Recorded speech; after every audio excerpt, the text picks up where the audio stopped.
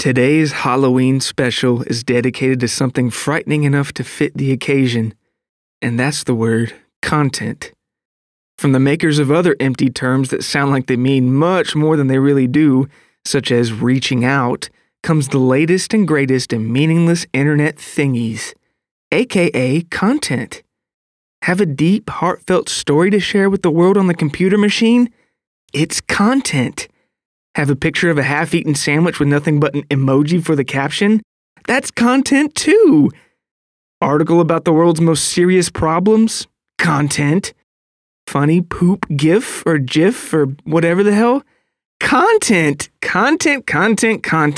It's all content. Okay, I'm just goofing around, guys. Don't get mad. Gotta lighten the mood somehow before we dive into these creepy stories, right?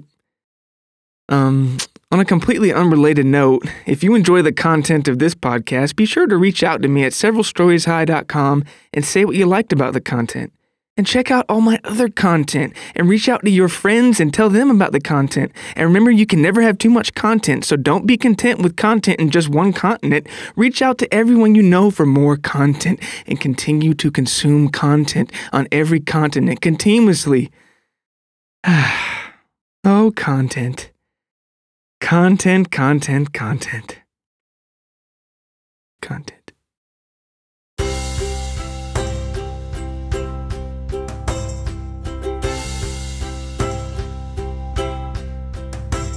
Welcome to Several Stories High, an eclectic, electric anthology of fiction, fact, and everything in between.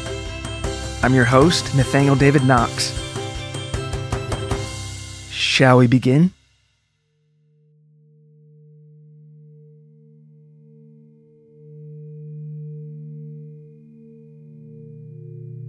Welcome to a special Halloween 2020 episode of Several Stories High. If you're unfamiliar with the show, each episode we explore a new story, whether it's a true tale, a work of total fiction, or something in between. Each story stacks upon the last like building blocks, allowing us to climb higher and higher, and the higher we go, the more to behold. But sometimes, we have to go down, not up. Deep down into the basements and cellars and even lower to face the other parts of our terrifying, buried nature and hidden secrets. Sometimes we have to go several stories down. Yes, we love the heavenly smell of all the million different fireplaces burning in autumn, don't we? Keeping all the families and friends of old warm and safe. But there's something else on the wind. Another kind of flame in the night. One of sulfur and brimstone and evil. The truth is, things really do go bump in the night. Monsters do walk the earth. And not all endings are happy. It seems we can't enjoy one fire without the other if we ever want to fully grasp the world around us. So do me a favor. Turn the lights down low, put on a pair of headphones, and tune your imagination into the fear that we're all terrified to face. But only if you dare. These stories might be disturbing to some people, so proceed with caution and have a happy Halloween.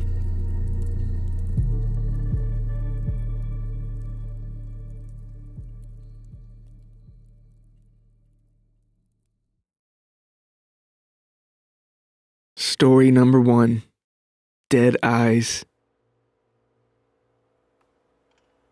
Our journey begins with a true story from my own life. When I first thought about sharing this particular incident, I'll be the first to admit that I was unsure if it'd even be a tale worth telling, if I'm honest. It's not a terribly long story, nor is it particularly earth-shattering in its scope or specifics. But that's the thing with fear. It comes in many forms. From the monstrous to the maniacal to the paranormal or the personal. There's truly no limit to the things that can scare us. And this first story certainly fits into the latter category on that list. That personal, subtle brand of terror. The kind that stays with you long after you first encounter it, ever lurking in the dark corners of your subconscious, just beyond your periphery. The day was like any other. I was working in a warehouse at the time, loading and unloading trucks as they came and went all day. As one of the freshly loaded semi-trucks pulled away from the dock, I stared out the wide opening of the now empty bay door left in the truck's absence. It was oddly comforting to look out into the lush forest and gray skies beyond. It was like peering through a square portal to the outside world, a different world than our own, with possibilities and hopes for the future on the stirring breeze. Such a striking contrast to my dusty, gray, and cavernous world of industry inside. Soon I was snapped out of my little existential daydream when a new truck backed up to the dock, thus resealing my little portal. Thinking nothing of this, I kept on with my work, preparing the pallet of freight to be loaded as soon as the driver would come inside and unlock the back of the truck. Pretty soon I began sweeping and tidying up to keep busy. Before long, I was in another daydream of sorts, the kind often brought about by busy work. I don't remember what the particular reverie was, but all I know is this. When I turned around, my heart skipped a beat. The truck driver was standing right in front of me. I looked him in the face, and what a face. His eyes were the bluest I'd ever seen. They were cold and dead. His cheeks were sunken, and his skin almost seemed to glow in a pale grayish glimmer. The hairs on the back of my neck stood and I couldn't talk. I couldn't do anything. Never had I ever had such an abrupt reaction to a human being before. I don't know how long we stood there, but everything around us seemed to blur. Even the sounds of the bustling warehouse muffled, as if the whole place had now gone underwater. I was terrified, both in the way he looked and the way he looked at me, as if we were old friends. Were we? I gave him his paperwork to fill out and began to load the freight into the back of his truck. Then it hit me. Could that be? I stole a glance at him as he was writing. He looked nearly identical to a kid I went to school with years back.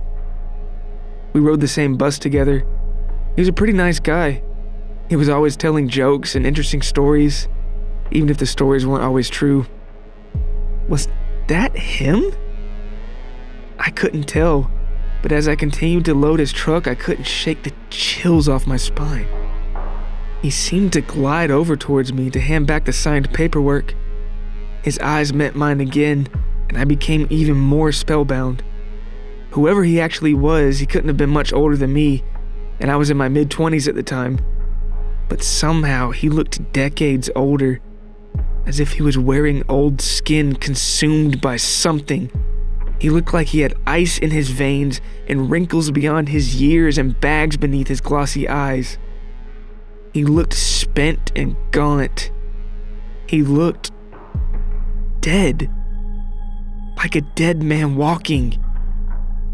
My heart broke, but it also continued to pound with uneasiness. There was just something truly unsettling about him, as if he'd brought a sky's worth of dark clouds with him in his pockets or something. After I loaded the final pallet of freight and the truck door slammed shut, he turned and faced me once more. It's like he was waiting for me to say something I should have said a long time ago. But still, his cold, glowing blue gaze left me speechless. Everything in me wanted to say something, anything. I wanted to ask him, what happened? What happened to you? Are you the kid I knew on the bus all those years ago? Either way, you were some kid on some bus, right? What's got a hold of you? Or who? What otherworldly specter of sorrow or suffering or vice or darkness has its cold fingers around your neck? Who poisoned the blue behind your eyes? What deathly hex has turned your skin gray? What can I do? Just say the words and I'll do it. But I couldn't say any of that. I could only stare, ever wondering if he was someone I once knew, or someone I might one day come to know on the other side of a smudged mirror. I wanted to cry. I wanted to offer him something, but I couldn't. I was still too disturbed. All I could conjure was a nod as he prepared to leave. He flashed a quick, mirthless half-smirk, and he walked out the door. Still chilled to the bone, and at the same time deeply saddened, I watched helplessly as the tractor-trailer rumbled away, which reopened the portal of daydreams once more. If I didn't say a little prayer for the young man, I really wish I had. Because I knew no matter how full his truck was, he was still driving away empty.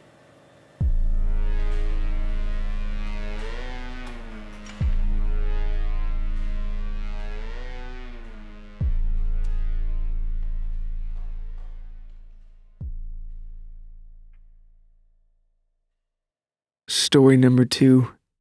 The Tragedy of Perkins Malloy.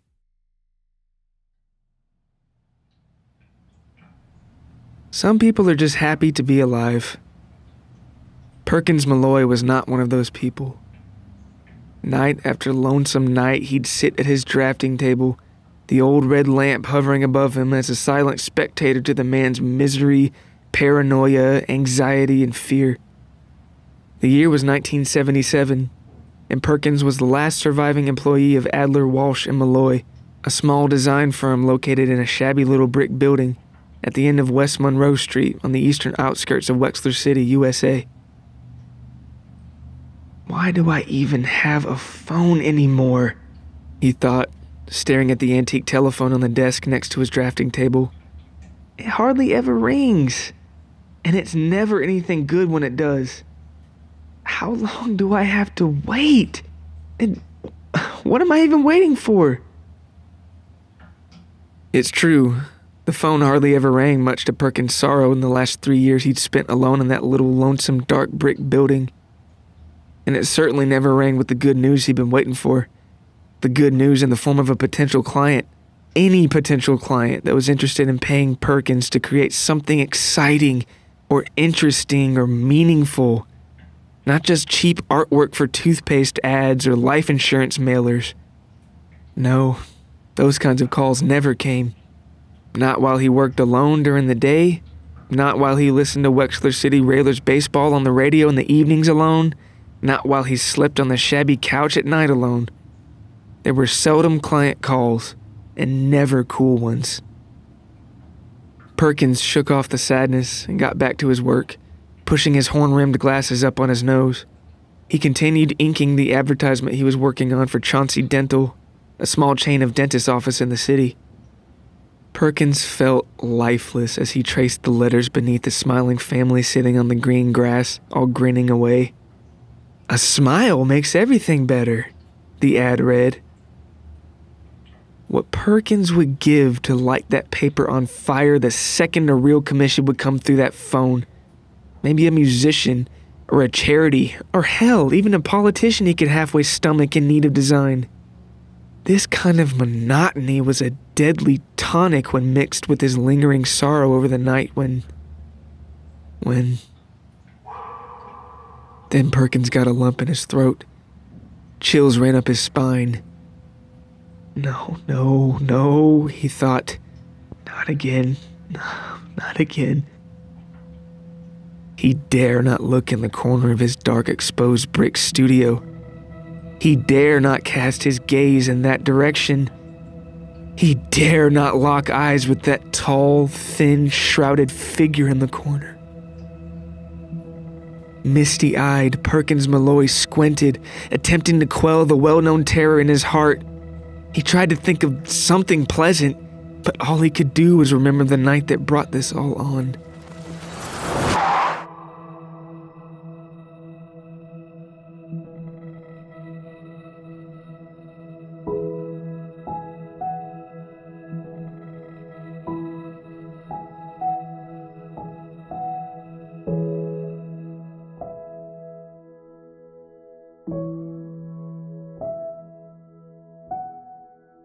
Cliff Adler, Joy Walsh, and Perkins Malloy all met in 11th grade art class at Boilertown High School for the Arts in late 1968.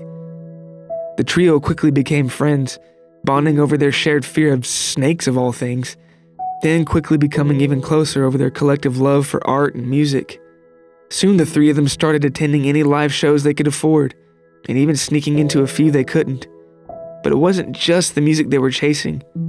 Sure, they loved all the rock and folk and blues and R&B acts of the day, but perhaps just as much, they loved to gander at each new slew of concert posters that were plastered all throughout each of the venues they went to.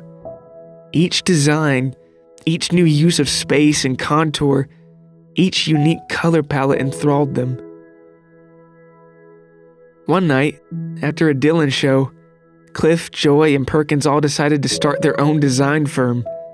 So maybe one day they could make concert posters and album artwork for all the Wexler bands and maybe even national acts or beyond. Who knows? What could be better than combining their two loves of art and music for a job? All three of them had been picking up freelance work to make ends meet by that point. But the projects were rarely interesting. The commissions were mostly black and white product ads or silly novelty designs for magic sets or joke books or unbearably corny merchandising decals. No, this would be different, they decided over coffee late one night. They were going to make the art they wanted to and get paid for it. So then it was settled. They took out a loan, moved into a tiny studio apartment together, and thus Adler, Walsh, and Malloy was born. Cliff was the big picture guy and mostly the money man. He even withdrew his entire savings account set up by his late grandfather who owned a small chain of drugstores. It was Joy and Perkins who were really the true pen-to-paper artists. After a couple years, the firm was successful enough for them to get an official building, a humble little brick place on West Monroe Street. Sure, the place was homely, but at least it was something they could call their own. Unfortunately, they still hadn't gotten a client wanting anything near a concert poster or album cover yet. But soon, they would tell each other each night after work at Big Tim's diner down the block. Then the call came.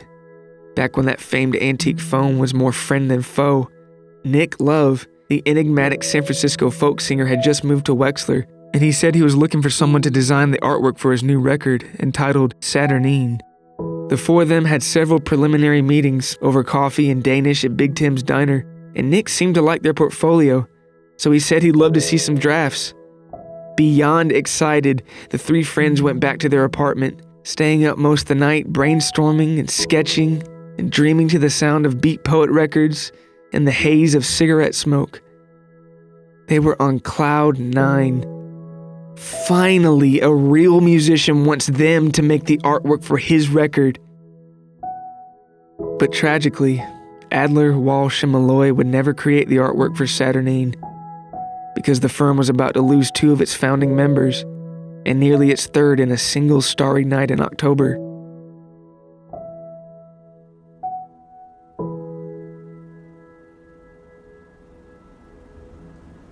It was when the three decided to take a much-needed fall night drive to clear their minds, if only so they could come back to the apartment and start making more drafts. Cliff was behind the wheel, and Joy was in front, leaving Perkins in the back behind Joy. Excited over their potential project, the three decided to drive out to Mount Killinger, in Old Jupiter a few miles outside the city. They wanted to go to the top of the mountain and look down at the beautiful Wexler lights, and the dreams and hopes for the future that seemed to power them all along the skyline. But Perkins was doubly enthralled, both because they now had a shot with Nick Love, but possibly even more so because of Joy's quick glances from up front. The two had been friends for years, but it was quickly becoming something more, much more. Perkins longed for her gaze at each passing country road street lamp that lit up her brown eyes. It was then that Perkins knew he loved her.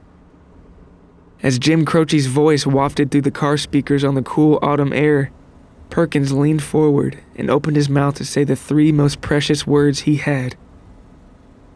Joy, But the car swerved to the left, tires screeching, chassis jerking, careening towards a telephone pole. The car smashed into the thick wooden post, devastating the vehicle in the blink of an eye. Perkins was in a daze, blood leaking over his eyes, his subconscious fading in the hissing wreckage. Cliff, Joy, everybody okay? Cliff, why'd you Swerve, Perkins moaned. But neither Cliff nor Joy would ever speak again. In the haze and leaking gas and blood and shock, Perkins looked out his broken window, mere seconds from unconsciousness, and that's when his fading breath got even shorter. There, in the middle of the gritty autumn night street, stood a tall, thin figure dressed in dark garb. The neck was long and the head was hairless, face pale and nearly skeletal. The eyes bulged.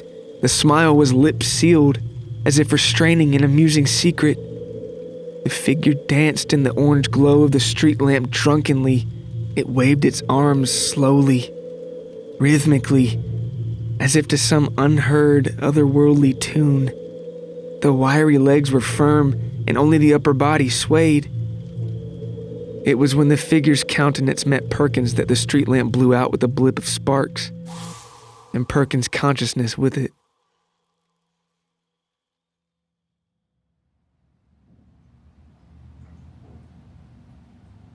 Perkins Malloy, back at his drafting table now, wiped the tears from his eyes. He didn't want to look behind him, at the very same tall, murky, drunken figure that Cliff swerved to avoid.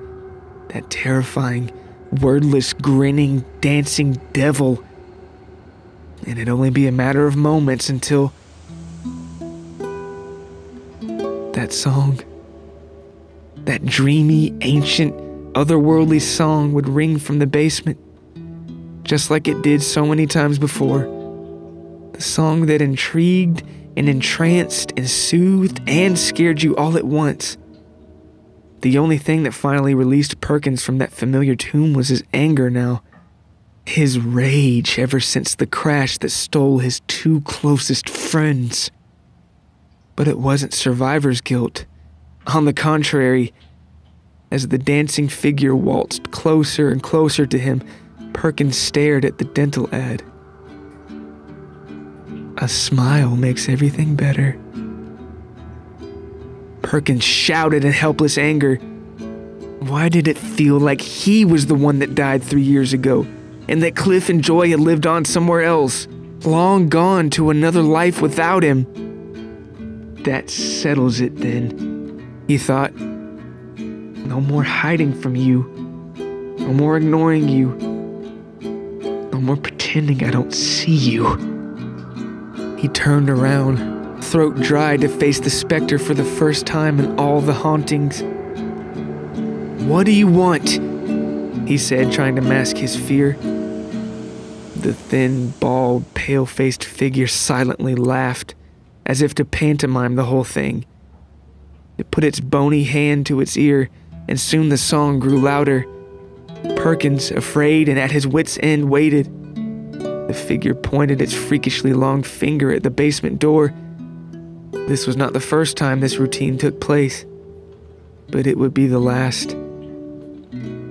Perkins stared at the antique phone on the desk. That silent, sufficiently unhelpful phone. But now it was that familiar tune that was calling, and Perkins slowly walked over to the basement door to finally answer it.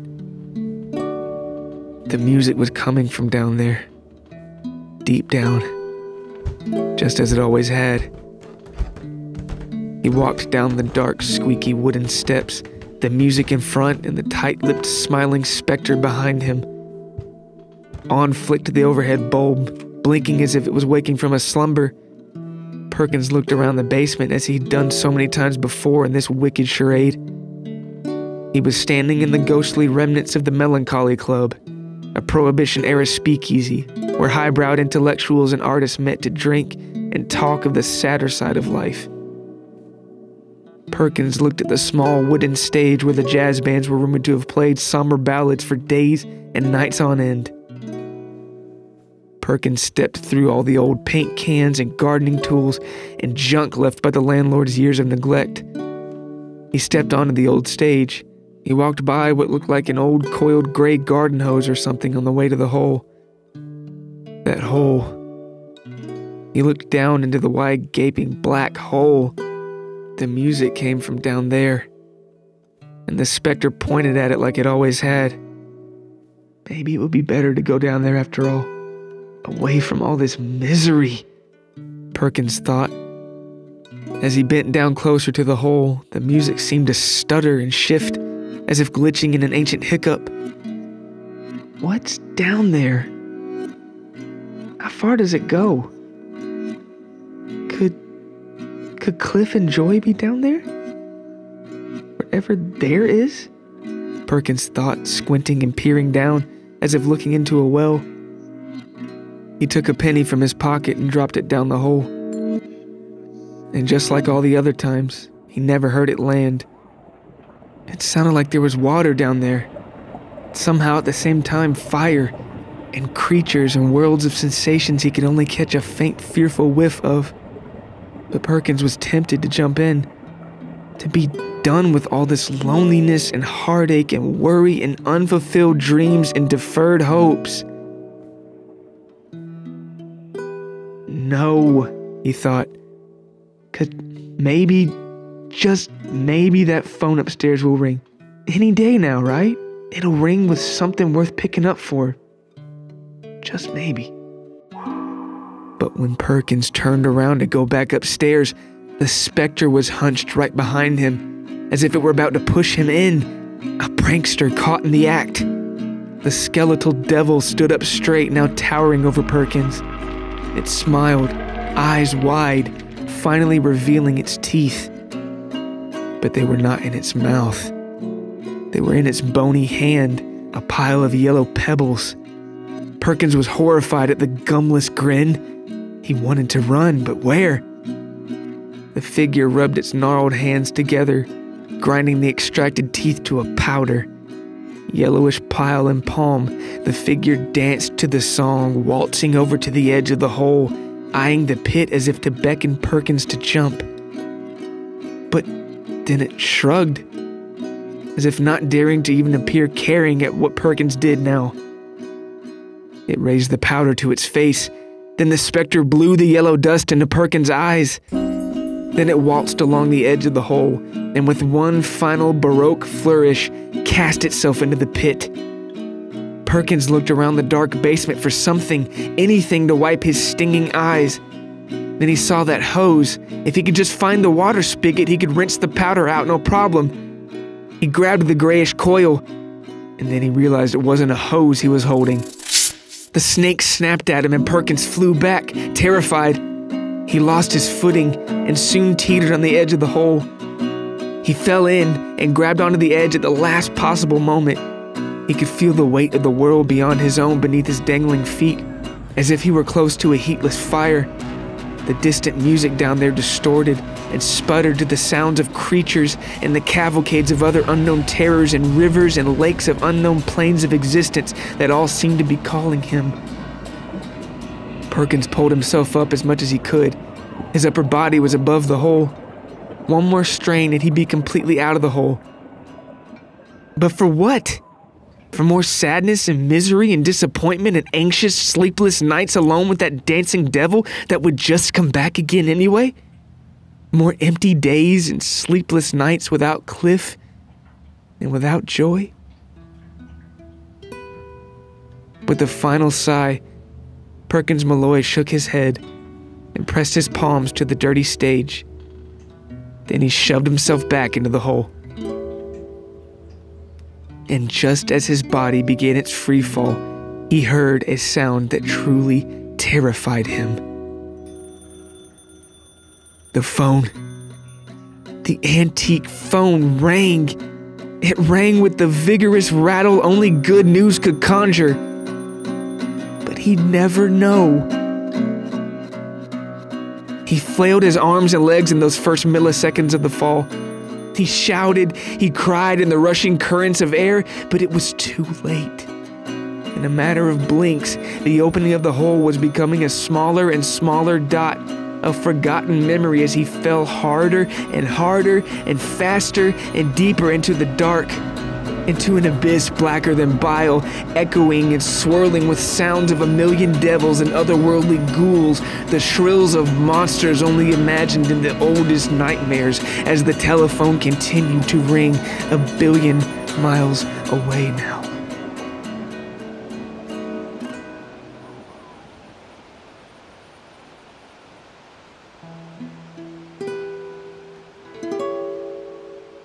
Perkins Malloy kept falling. The opening of the hole, now an eternal star, endlessly out of reach, a lone sun that gave no light. The fall was now a part of him, and he it, the rushing wind ever shoving him down, and there was no before or after now, only the forever present state of a man falling, the fear of where he's rumored to land in his gut, and the sad distant ring like the echoes of a telephone in some long-forgotten world above. Banished to a timeless vortex, a marionette with the tightest strings to nowhere, falling before the foundations of the earth, falling in the ever-present now, and still falling after you and I and everyone else who's ever lived. There's little doubt that the story of Perkins Malloy is one of tragedy, but just what kind of tragedy? One of loss? Loneliness? Unmet dreams? Draw your own conclusions about Perkins Malloy. But as for me, I think the real terror isn't that he jumped into the abyss on his own accord, and not even that the phone rang as he did it, as heartbreaking as it was. No, the real tragedy of this story lies in all the time in between, all the dreaming and hoping and obsessing and wondering, waiting on a call that might or might not ever come. That ever-present uncertainty that we all live in each second of the day, waiting for something or someone to make it all worth it, to make it all make sense. But who knows? Maybe something as simple as a smile really can make it all better.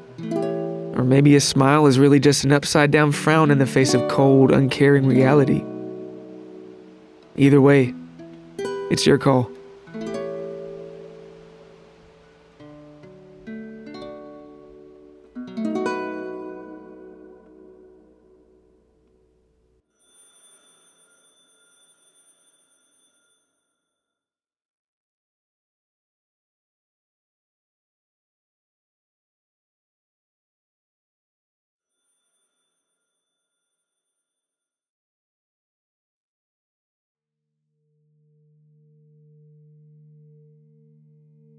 Our final two stories take us even deeper into the world of my favorite place on earth, Wexler City, Wexler County, USA, a place I know better than the back of my own hand, better than anyone else on earth.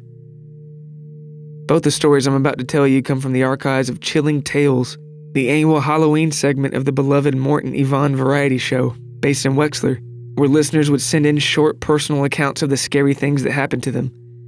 Every year, both Mort and Yvonne would implore their nationwide audience to only send in true tales. But that's the thing with stories. It's the same thing with the imagination, and nightmares and daydreams and human memory for that matter. Sometimes the lines between fact and fiction are too blurry to tell, which is why I thought that picking a couple of chilling tales from the old show's public archives would be fun for this podcast. Now a famous staple of Wexler, Mortimer Bluth and Yvonne Thibodeau first rose to fame in 1967, replacing Artie Kimball after his famed solar scare incident, but that's a story for another time.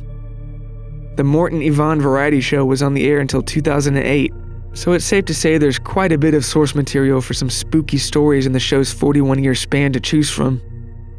So let's keep things moving through this graveyard of people's forgotten horrors, and finish strong and spooky, shall we?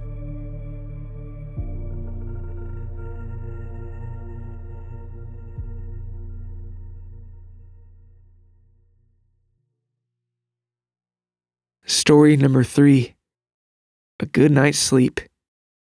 Submitted by Melanie S. for the Chilling Tales segment of the Mort and Yvonne variety show, Halloween 2003.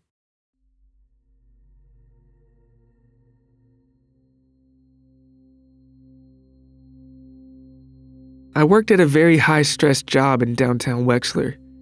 It paid a lot, but it was also exhausting. But no matter how bad my day was, or how unpleasable the bosses were, or how picky the clients could be, I always knew that my big, comfy bed was waiting for me at home. You know how your parents and all the old folks always told you, like how important a good night's sleep was when you were a kid or whatever. For the longest time, I never believed them, but they weren't kidding. One night, after a really hard day at the office, I remember crossing the Halifax Bridge on my way home, and I was so tired that I seriously thought about pulling over and just sleeping right there. I had a huge presentation the next day, and I was so scared that I would mess it up and they would demote me. They had been threatening to do that for a while, even though I was always excellent at my job. But that's not really the point. The point is, I knew if I could just get home and collapse onto my big bed with all my pillows and weighted comforters, I'd be good and rested up for the presentation in the morning. That bed was my favorite purchase of all time. I loved that thing. And my whole apartment, really. There's just something so nice about having a place of your own to escape to, you know? Like your own little sanctuary away from everything and everybody and all the craziness of the world. I lived on my own for a few years by that point, and I think it's what kept me sane in all the office politics. After almost falling asleep in all the bridge traffic, I finally got to my apartment. I was so exhausted I didn't even change out of my work clothes when I got inside. I just remember yawning so much and then taking off my coat and throwing my briefcase onto the sofa in the living room, and I bolted straight for my bedroom. It was a chilly fall night, but I still turned on my little fan. I need the noise to help me sleep. I kept the light off because I read in an article in the Wexler Tribune or something like that about keeping things dark to trick your brain for better sleep. But I didn't even need much help that night. And it felt amazing when I plopped down on my bed. I got under the covers and it felt so good, like I was in heaven, all warm and cozy. The pillows were all over me and I started to doze off instantly. But I couldn't fall asleep yet. There was a weird smell. It was sour. Almost like body odor. And that's when I knew someone was in my bed with me. I froze and my heart seemed like it was thumping in my ears. I wanted to scream or run, but I could not move. I was scared out of my mind. I could see the shape of the blanket covering someone's body next to me from the moonlight. And I saw long, skinny legs and feet poking out from the foot of the bed. I wanted to cry or die or something, but I didn't know what to do. I thought maybe I was dreaming, and I thought if I even blinked that I'd be dead. The person was breathing in a weird way, and for some crazy reason, I reached over beneath the covers. I felt the body. It was breathing slow and it was hairy and rough. I could not even tell if it was a man or a woman, or old or young or even human. I started crying. It almost seemed like it was trying not to laugh or something. And I could see the person's hands come out to pull the covers off their face. I screamed bloody murder and jumped out of my bed before I could even see who it was. I ran out of the room and sprinted through my dark apartment. I could hear the person chasing me and breathing so loud and chuckling or something, and I was sure they would grab me at any second. I ran out the door and down the stairs of my apartment complex. I ran even harder to the security guard in the shack and screamed for him to help me. He called the police and soon 2 officers came. They searched my apartment for over an hour, but there was no sign of anyone in the house.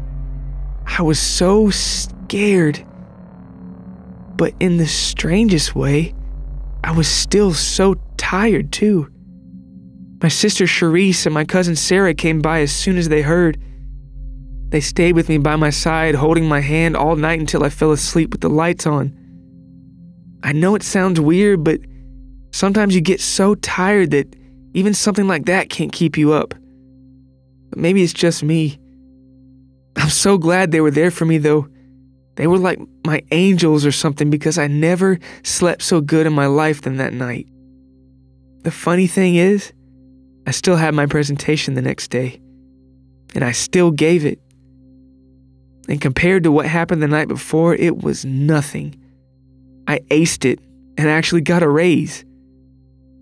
After that, Charisse and Sarah moved in with me.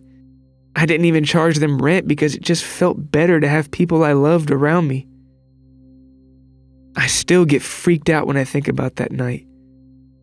I even bought a new bed, the same exact model. I know it sounds dumb, but it felt like I just had to do it to get rid of that experience. But I promise you, with family in the next room beside me, I don't plan on losing any sleep over it.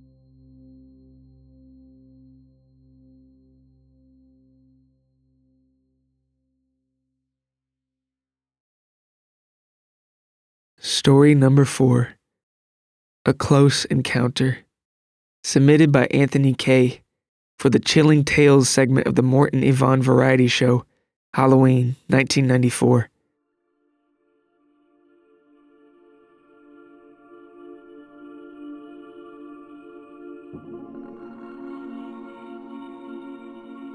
When I was 12 years old, me and my friends were really into aliens, like UFOs and little green men and all that kind of stuff. We would all skip lunch almost every day at school just so we could rent every alien movie we could find at the video store down the street from our subdivision. When Halloween in 1983 rolled around, me and my 2 friends, let's just call them J and M, we came up with a pretty good plan to get the most amount of candy in the shortest amount of time, so we could spend the rest of the night watching the big stacks of movies for the night. Since Halloween was on school night that year, we had a huge tower of VHS tapes to get through in one night. We had E.T., The Thing, and of course the original Alien film, so we had to get our candy and get it fast. Our plan was pretty basic. Me, Jay, and M would split up and hit the houses only us neighborhood kids knew that had the most candy, like the most bang for your buck if you want to think about it that way. Jay would take the Olmstead's place on Rushfield Road. M said he'd take the loot from Dr. Bingham's house over near our school, and of course that left me with having to get the candy from the Ortega's farmhouse. It wasn't the Ortegas that was the problem. They were a super nice family. The mom, I can't remember her name now, was always real friendly, and their kids always invited the rest of us to come play baseball in the backyard. The Ortegas had 3 kids of their own, so they always had the best candy and a lot of it because they knew how important it was for us kids. Sweet, sour, chocolate, you name it, they had it, and in a big quantity too. But none of us wanted to go there to get it. Not because of the Ortegas, but because you had to cut through the field next to the old reservoir to get there, since they lived way back in the woods and whatnot. I know it seems weird to go trick-or-treating at a house in the boonies like that, but that's why it was so great. It was like a secret score. Nobody thought to go back there. Basically, all I'm saying is none of us wanted to go to the Ortegas, but since I lived closest, I had to go. But J&M said that I could get an extra handful of each of their candy when we got back, so I guess I thought it'd be worth it no matter what. After hanging up with J and M on the phone, our Halloween plan was finally getting going. We would meet at my house in an hour with our loot and a bunch of awesome alien movies to watch secretly in my basement. But my mom didn't want me to go trick-or-treating at all that year. This was around the time when there was always rumors of devil worshippers and other bad stuff like that around town, and I think the whole country too if I remember right. There was even talk of vampires in Wexler. No, not like the dumb fake Dracula kind, like real messed up people who killed people and drank human blood and ate them and stuff. But I didn't care about any of that right then. The clock was ticking and soon Halloween would be over and it would be just another stupid Tuesday morning at boring school.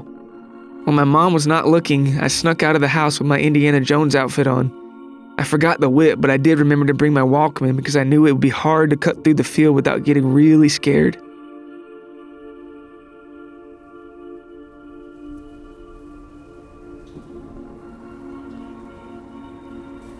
I walked for a while, and the closer I got to that field, the more afraid I was. Soon, all the lights from the neighborhood were too far away to see anymore. I made my way through the trail in the woods, and when I got to the field, I just remember feeling like someone was watching me. That's why I brought my Walkman. I put on my headphones and pressed play on the mixtape I made from the radio songs I recorded. The cheesier the song, the more it gave me the courage to keep going, especially the songs my parents listened to in the car. It was like my parents were with me when I did that. I made my way through the field and past the old dark reservoir. I won't even tell you all the legends and rumors of what people said went on down there. I just kept humming and concentrating on the songs from Culture Club, Lionel Richie, Earth, Wind and Fire, and even some older ones too. But I still felt like something or someone was watching me. It was a sick, alone sort of feeling. I was like halfway through the field when I looked up, and my jaw dropped. There were about 10 red dots in the sky right above me. They were all in a weird circle shape. Then a bigger green light lit up in the middle. It was just sitting there in the sky, hovering, and it moved fast and in small motions like a big glowing hummingbird. What was weird was that I was always afraid of aliens and UFOs until then. But when I saw that, I thought it just looked really pretty. I didn't want to move. I didn't want to scare it away. But soon it zoomed away so fast, and then it was gone. I was in shock. I couldn't wait to run to the Ortegas and get the candy and then come right back home and brag to Jay and M that I saw a real UFO while we would be watching fake ones on TV. I can't remember the song that was playing right then, but whatever it was, that was the reason why I never heard what was behind me.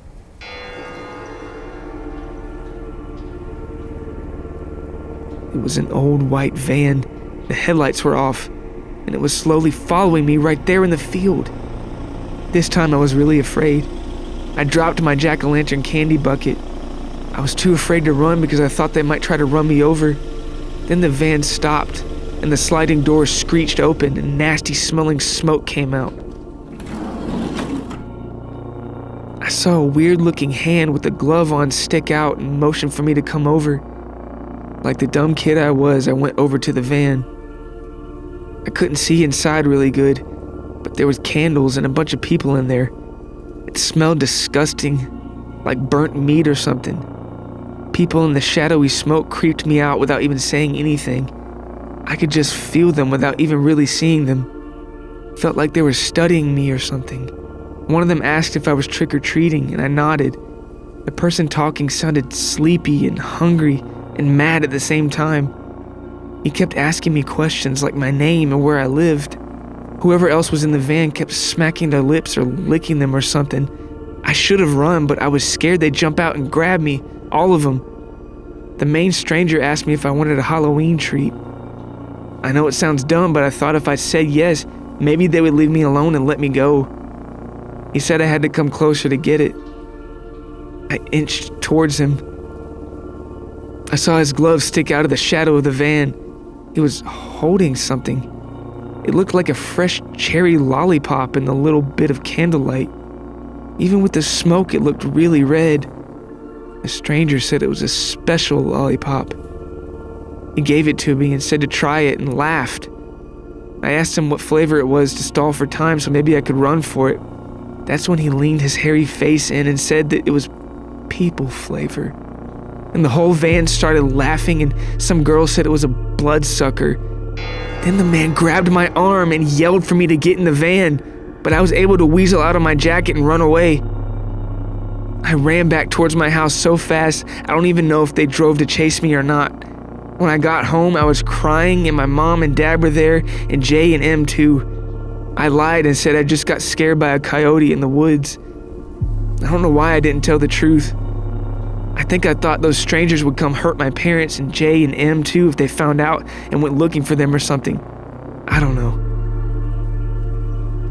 I'm 23 years old now, and it's still so weird to me that the glowing thing up in the sky didn't scare me at all, but those people in the van still give me bad dreams to this day.